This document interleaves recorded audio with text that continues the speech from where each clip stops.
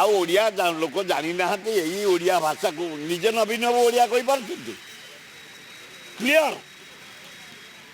ଏଗୁଡ଼ା ଗୋଟେ ଡ୍ରାମା କରୁଛନ୍ତି ଖାଲି ଭୋଟକୁ ଆଦରିବା ପାଇଁ। ହଁ ହେଇଯାଉ ସଜିଆ ହେଲାଣି ପଇସା ଗୁଡ଼ାକ କେମିତି ବର୍ବାଦ ହବ।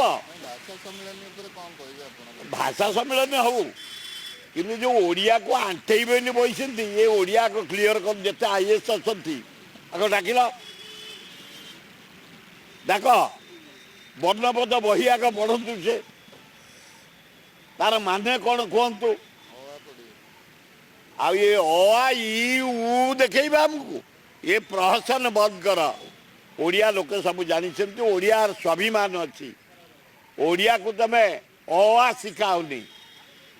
ଯେଉଁମାନେ ତମେ ଉଚ୍ଚ ଅଫିସର ଆଗ ବର୍ଣ୍ଣବୋଧ ପଢ଼ିଲ ଓଡ଼ିଆ ବିଷୟରେ।